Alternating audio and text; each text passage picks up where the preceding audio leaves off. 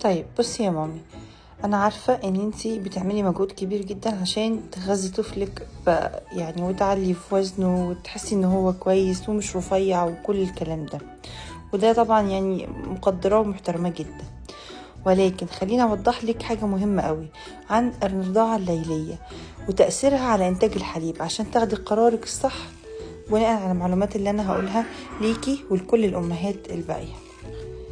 احنا جسمنا بيشتغل بطريقة ذكية قوي في انتاج الحليب، وهرمون البرولاكتين المسؤول عن انتاج الحليب ده بيكون في اعلى مستوياته بالليل. فانا باجي بالليل والغي الرضاعة الطبيعية وابتدي ارضع صناعي، فبقول لجسمي لا انا مش محتاجة الرضاعات دي خلاص، مش ما تنتجش حليب، وخلي هرمون البرولاكتين يقل شوية بشوية. هتلاقي ان الرضاعة الطبيعية بتضمحل من غير ما تحسي. وطبعا البيبي هيفضل الببرونة وهيفضل الحليب الصناعي عن ان هو يبذل مجهود في ان هو يرضع حليب طبيعي. بمعنى ان كل الطفل ما يرضع خلال الوقت ما بين 2 ل6 صباحا هتلاقي ان جسمك بينتج حليب اكتر في اليوم اللي بعده، وبالتالي ادرارك بيزيد وبيفضل ثابت خلال اليوم. لكن انت لما تستبدلي الرضاعة الطبيعية بحليب صناعي او رضعة صناعية هتلاقي جسمك ما بتوصلوش الاشارات دي، فهيبتدي يقل الانتاج تدريجي للأسف.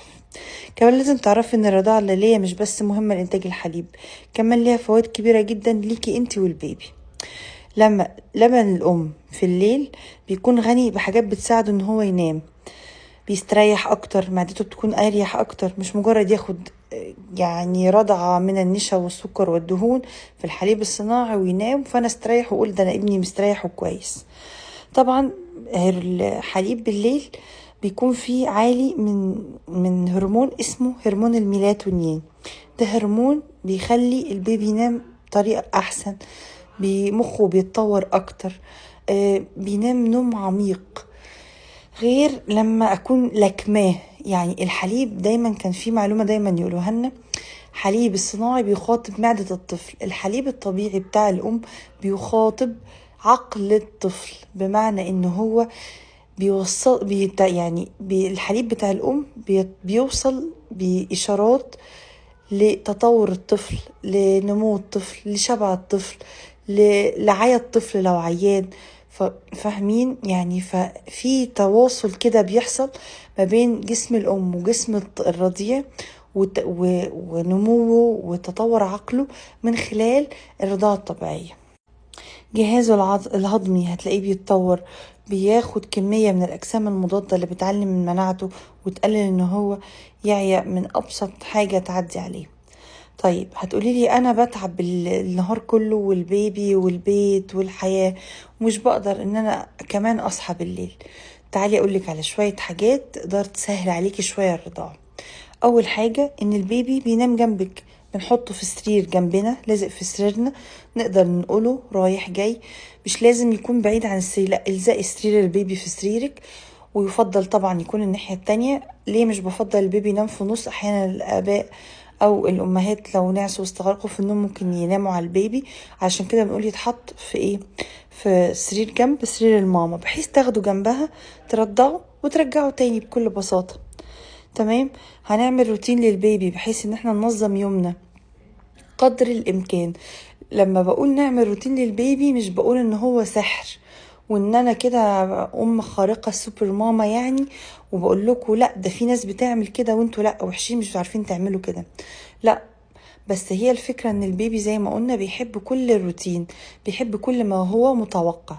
كذا مرة اقولها لكم وهفضل اقولها لكم.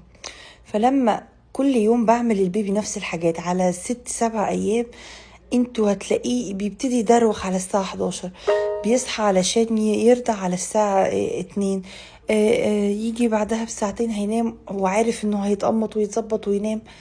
فاهمين؟ هو ربط مثلا بيجامة النوم، ربط اللوشن اللي بستخدمه وقت النوم فقط. فالحاجات دي كلها بتفرق في ان البيبي بيبتدي يتعود بالتدريج. هي ما بتبقاش روتين لحظي، هو بيبقى روتين على المستوى البعيد. يعني المامي، مش هقول المامي الشاطرة، كلنا شطار وكلنا بنجتهد قدر الامكان، ولكن المامي اللي بتحاول ان هي تنظم في وقتها مع البيبي، تخليه يشوف الشمس الصبح وتخليه يفهم ان من المغرب فيه هدوء وفيه يعني سكون في البيت، شوية بشوية البيبي يبتدي يتظبط. طبعا إلا إذا البيبي عنده مغص، بيبي يعني بيسنن، بيبي عنده أي مشكلة، عنده مخنفر مناخيره، صدره وجعه، مش عارف يرضع كويس، في طبعا exceptions، يعني في حاجات بتحصل غصب عننا. مش معناها برضو ان الروتين فشل، لا عادي، يوم كده ويوم كده، مفيش ايام طول الوقت زي بعضها. علشان كده انا لما شفت الكومنت بتاعك يعني حاولت، لاني الفكرة منتشرة كتير بين الامهات، اللي هو رضعي بالليل صناعي علشان تستريحي. بالعكس والله، رضاعة الليل دي اروق بكتير، خصوصا لما البيبي يكبر شوية.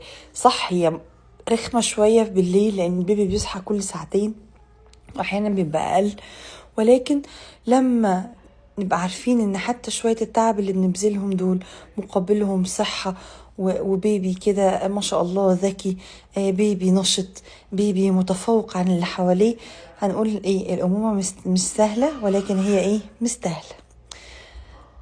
اكتبوا لي تعليقاتكم واكتبوا لي رأيكم، وانا مش ضد اي اتخذت قرار ان هي ترضع صناعي، ولا ان انا ادعم فقط الام اللي بترضع طبيعي، ولكن انا بحاول انور لكم الطريق.